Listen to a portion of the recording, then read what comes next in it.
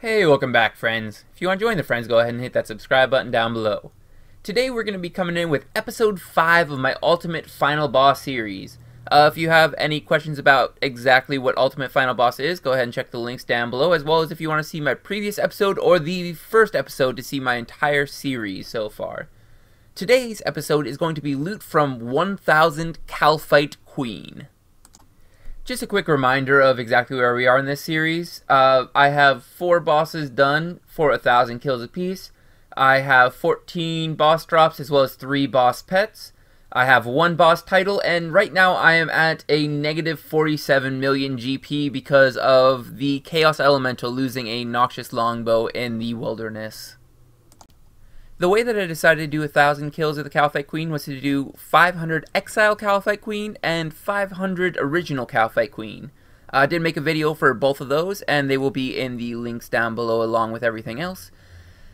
And basically they drop the same loot, it's just different proportions. I believe the Exile Kalphite Queen gives about double the loot, but she does take a little bit longer to kill and is a little bit harder to kill.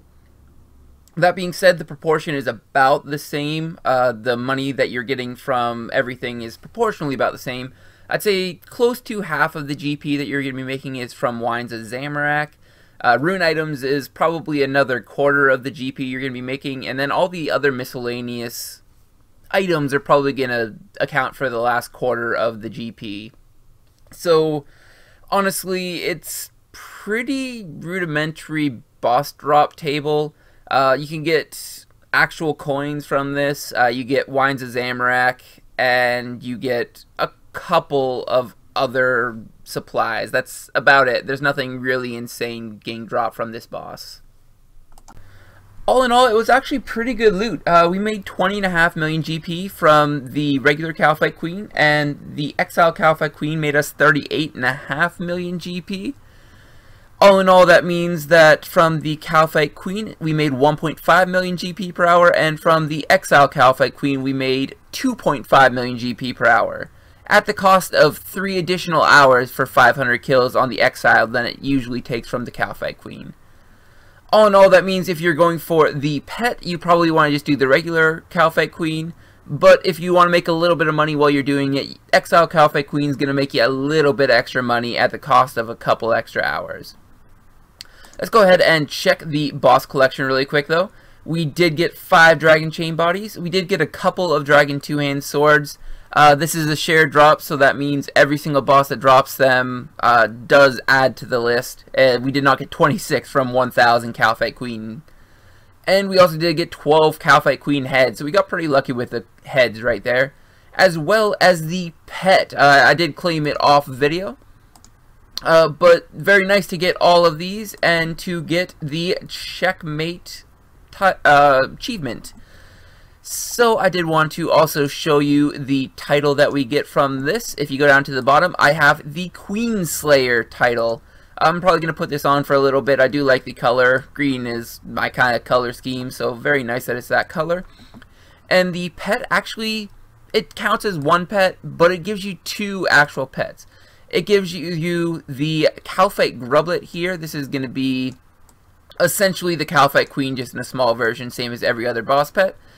And you also get the Kalphite Grublet Flying. This is personally my favorite looking one because it's got the little flap of the wings.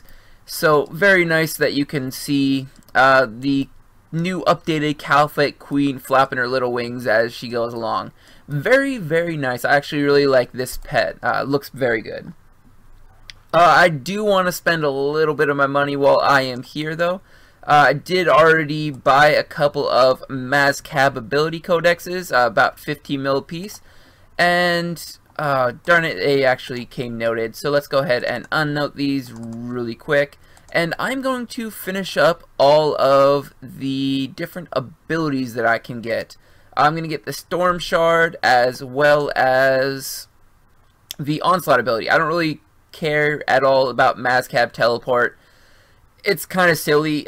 You'd get a teleport if you use the grouping system. So I'm just going to continue using that. I'm not going to waste 15 million GP on that. I am going to get the Onslaught ability, so that means I have all the abilities unlocked. So that was one of my money-making goals, so have that checked off the list as well. I do want to go to my series goals though really quick and get you all updated after this episode exactly how far I've gotten in the series.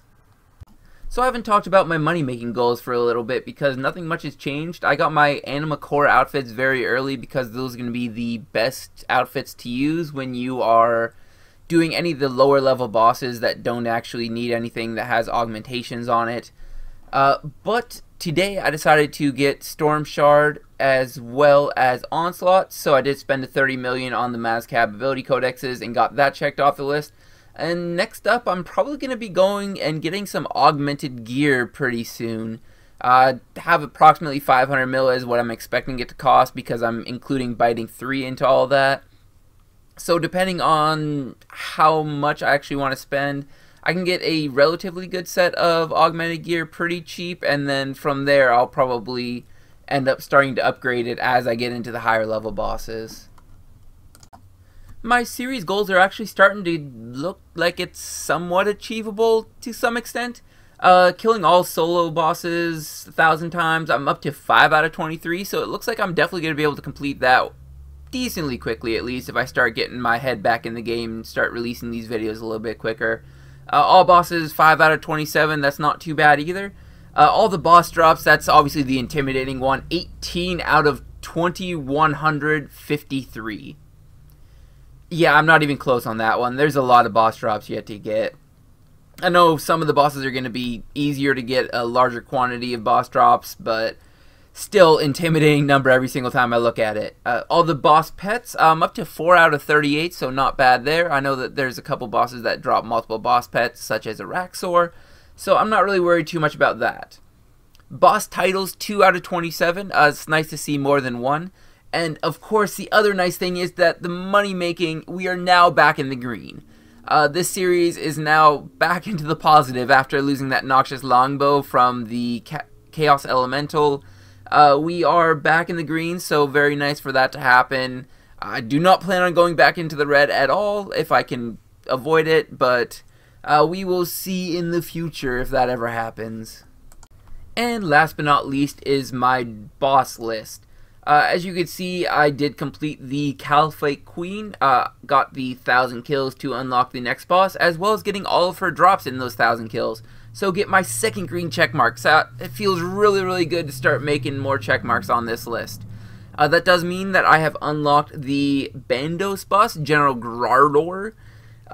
He will be my next episode, so if you guys are looking forward to that episode, make sure you hit the subscribe button down below. I'll try to get it out a lot quicker than the last episode to this one.